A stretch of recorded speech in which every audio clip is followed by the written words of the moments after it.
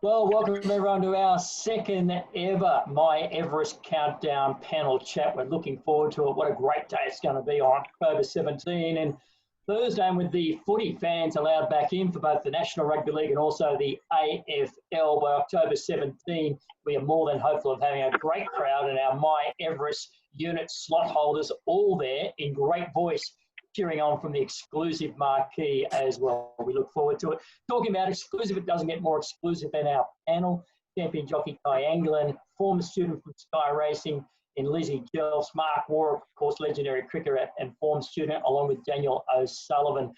Firstly, guys, and Steve Brown, of course, the CEO of miEverest and My Runners. So welcome, everybody.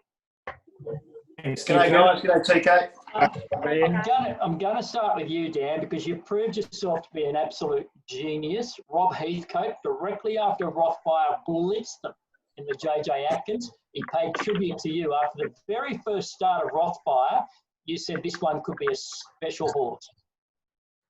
Yeah, look, TK, I mean, I'll take the rap. But, yeah, I mean, anyone that does a lot of work around times and sectionals and things like that would have seen he was running some outstanding figures on the clock, Rothfire, and he's obviously been managed extremely well over that time since late last year through to now to get him, running new peaks in the latter part of the season. And, yeah, he's a serious quality horse. Yeah, Lizzie, you would have been impressed. I know you saw another Everest contender there up close and personal and Classic Legend, but quite obviously Rothfire just, we'll chat about the JJ Atkins. Super impressive. Yeah, it was very impressive. I think that was probably his most impressive win to the eye. He looks unbelievable. I obviously haven't seen him in the flesh, and I actually asked Bernie Cooper, who's seen him quite a few times, what he was like, and she said that he's got a great structure and he's quite leggy, which would suggest, I suppose, he's going to really develop into a nice 3-year-old. But as I said, I haven't seen him, so I'd be looking forward to eventually getting the opportunity to have a look at him. Ty, I reckon he'd be a jockey's dream as well, Rothfire, because he comes out of the lids like a greyhound, right? And then he settled beautifully, relaxed, and then finished off even better. Yeah, he's a horse with great, obviously, racing manners, and where he puts himself in the run, he takes most of the luck out of it. So he was very dominant on the weekend, and Jim Byrne obviously was quite impressed with the way he won, and he pulled away from him late. So, moving forward, he's obviously got to step it up from, the company that he raced in on the weekend to, if he's going to be an Everest contender, there's still a lot of improvement needs to come, but he's definitely going about it the right way. He's heading in the right direction. So, Mark, he wins by big margins and he runs time. So he's got a fair bit going for him at the moment, Rothfire. Yeah, he has, TK. He's got a bit of bottom to him as well. He's obviously a push-button type horse. You can use him out the gate, as Ty said. Then he relaxes, and then he can sprint off a fast tempo as well. So he's a sort of horse that could probably withstand the pressure that you're going to get in an Everest. He's not a weak horse by any means. He's very strong, and he's got that natural pace, and he's got an electrifying turn of speed. So he's a pretty good all-round package. Steve is the CEO managing the panel and obviously managing the selection. And don't forget, if you are a unit slot holder in the miEverest slot, you actually get to vote as well. So you're actually the fifth member of the panel.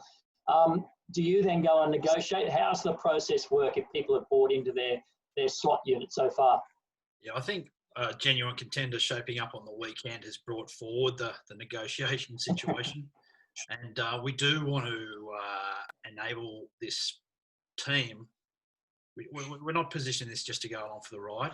So we're going to ask people to get involved and try and play a competitive advantage that this slot has, which is who we are as a team in terms of the micro slot holders. So, we're not just a unit trust. We're made up of real people, real Australians, and we think that's actually an advantage over a few international billionaires in terms of when it comes down to negotiations. So when it comes down to the horse owners saying, right, let's do this deal, and they say, international billionaire or real Australia, we want them to know who this real Australia is. So we're going to send something out in the next little while which is going to ask people to help us show who we are.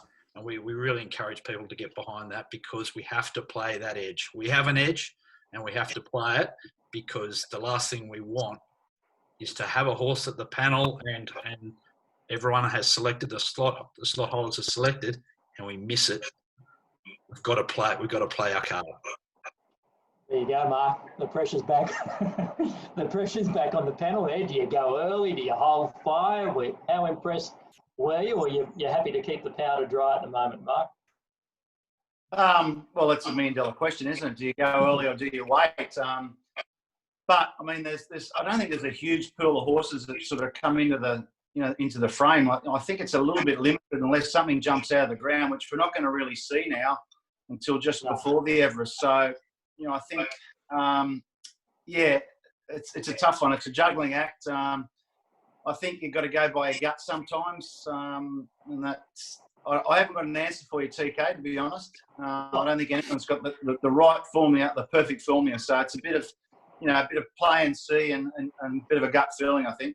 Yeah, you can always get carried away with form at this time of year, but still it was good time. It was high ratings. I think, Dan, Rothfire time form is about 117, but how do your ratings in time form, how do they align, and what does that actually mean? If I'm a micro slot holder now, I've already bought into the miEverest campaign, what does that sort of mean when someone says it's 117? Is that good enough to win an Everest? Well, yeah, it's not good enough to win, TK. I mean, different people or organisations have different scales and different ways of assessing things. So on my scale, say Rothfire's 104, I've said that want to see a horse is shown they're capable of running very close to 105 to be a serious contender for the Everest. I've said before, a horse like Nature Strip's running 1.9, 1.10, so he's a good 2 lengths better than that. So I think the reality is, we really need to see something jump out of the ground that could challenge Nature Strip on his best. But we also know that he's, can flop on a given day. So I think around 105 plus is that sort of benchmark. In my case, I would have all along assessed Rothfire sort of higher than time form, just the way that I do things. But like all of these horses, I think we really need to wait until that early springtime just to see how they all come back.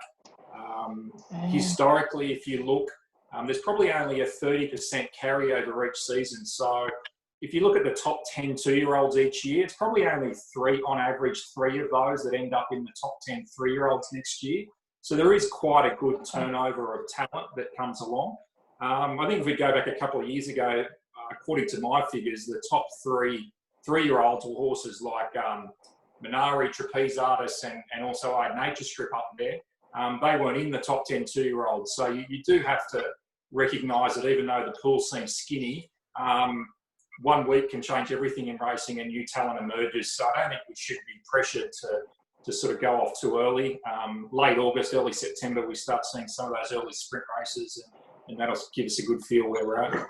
Yeah, but the thing I love about the Everest, and it's a problem and a headache for you guys on the panel, is that you can wait all you like, but you've got all the other slot holders then negotiating with that particular horse or those connections of that horse. So you might want to wait and find out whether it comes back Ty Anglin as a 3-year-old, which we no reason why Rothfire won't come back as a 3-year-old. But if you wait too long, you guys might miss out on the horse you want, or you might end up with the horse you actually want through missing out. The joys of wheeling and dealing, TK. And then I guess, Steve, that's the key question too. You've got to get the deal done for our micro slot holders. We should explain that you've got the slot. Well, they actually own the slot, but you've got to get the deal done to actually get that horse into the slot with the owners. Yeah, that's right. Well, it's going to be really intriguing as to how we play that. And there's no guarantees that if we've identified the horse that we're going to get it. That's why we want to play our card about identifying who everyone is. It's going to put the heat on, that's for sure, on the team to make the call at the time. It's not all just about identifying the right horse. It's about trigger. That's a huge part of this, mate. And thankfully, we've got a fantastic team. Yeah, it is, and the pressure's on them. Lizzie Jels, let's go to Classic Legend. It was an unusual. What did you make of the sort of preparation? Come back, just one run, put it back away again, and it was impressive on a very heavy track, you've got to say, last weekend. Yeah. What did you make of it, and what do you make of the tactics of the stable there with just the one hit and run mission? I think that Les knows the horse inside out, and I still feel he's got to come up to another level, but he has come back physically a lot stronger from last preparation. So that's a really good point with him. And he looks as though he will take a lot of improvement from the run as well. He didn't get preferred conditions. He had to be ridden a little bit out of his comfort zone. And that track, I know, was favouring horses that were swooping on that occasion. So it's hard to really judge where he's at in his preparation. But he's a very, very good horse, but he's certainly going to have to lift again to another level. It's a strange one, Ty, when you think about it, because he should have probably won because he had just massive class advantage over the field. But thinking you're going to win and winning are two different things, aren't they? You still got to get the job done. Yeah, absolutely. He definitely had class on his side, and where he's going and what he's done, I think he won well enough to definitely improve off the run. For me, I really like the horse. I think, I don't know, it's a little bit funny, Les giving him one run and then putting me out. Did he want to get him in and give him an easy kill with that little bit of confidence? And because he's quite a big horse, he was probably going to get too big in the paddock waiting that long. So he'll probably go out, freshen up a little bit, and he'll be back a lot fitter and easier next time in. Mark, with the times they ran up there on the weekend for Stradbroke Day, including Tyzone in winning the Stradbroke. So well done to the Edmonds team, which was terrific for them. Second last year, winning this year, but obviously that track was on fire. Yeah, well, when you get all the horses running exceptional times, you know it's a fast track. So you've got to take that into consideration when you're looking at times, and Dan will know that better than anyone. But Tyzone, he was impressive. I don't know if he's got the class to be considered an Everest horse. I don't think so, just off the top of my hat. But I think Classic Legend definitely has.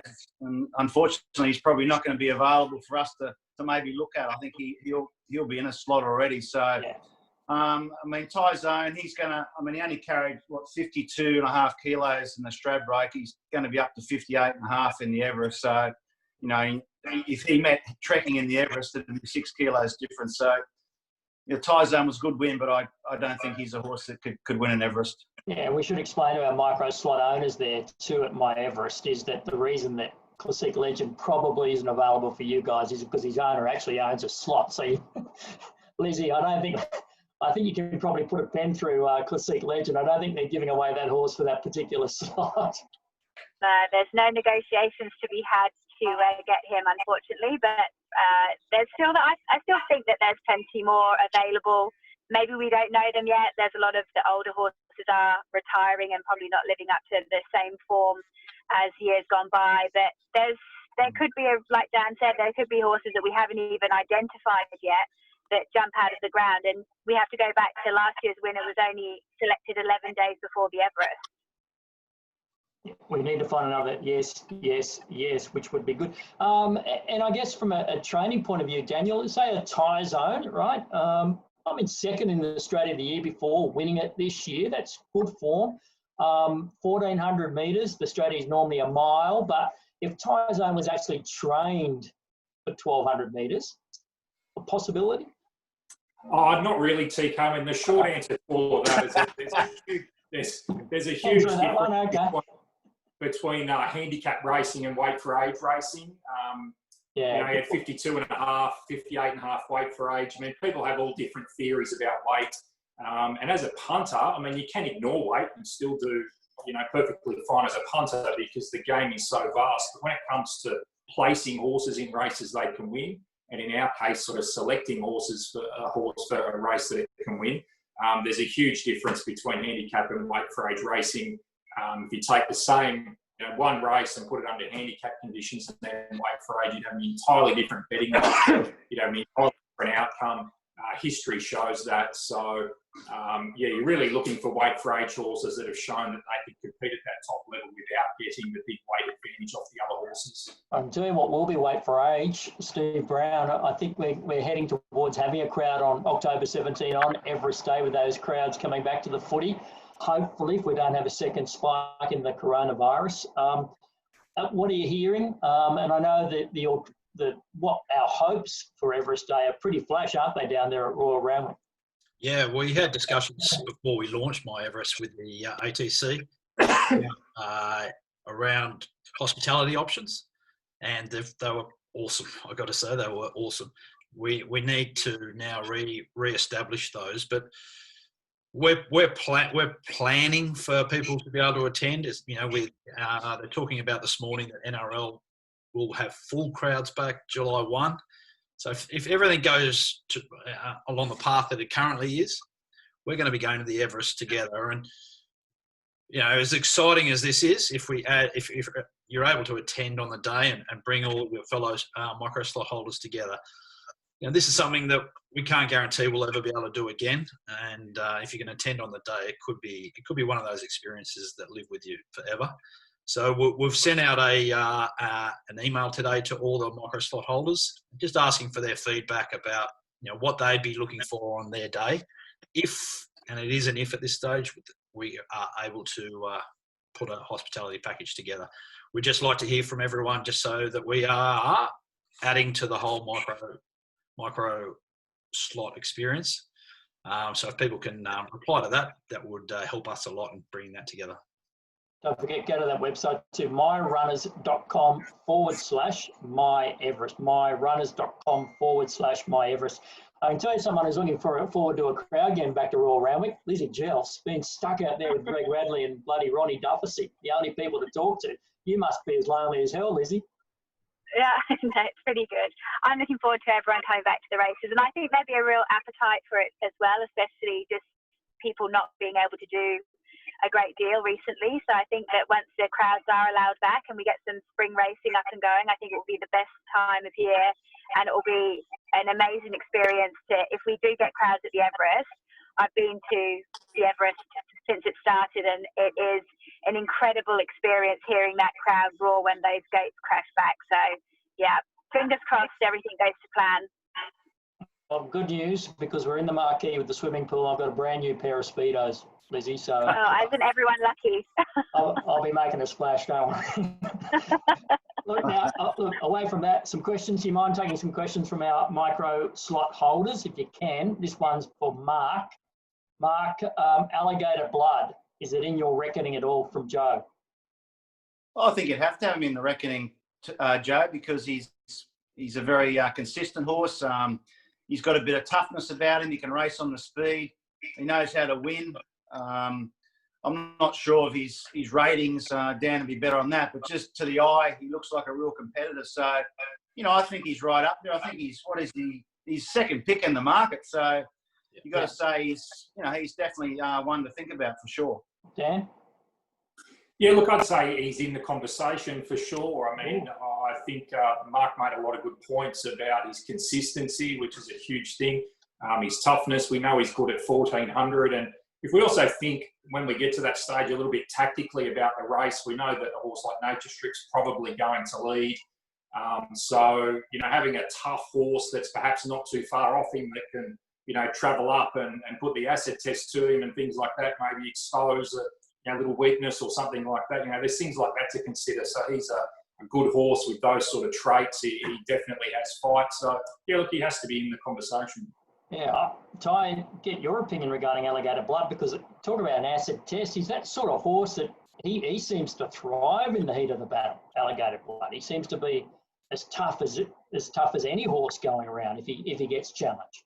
Yeah, well, I think he showed how tough he was with Magic Moon's day. If everyone forgets, he was on a float for how many hours? In 4 hours, I think, to come from the Sunshine Coast, and he was about 35 to 40 degree heat, and he only rocked up half an hour before the race, where horses are usually there good 2 hours before the race. So, and he come out and blitzed them on that day. So I think that just shows how tough he is. And like you guys said, he's where he's going to be positioned in the race, in the run.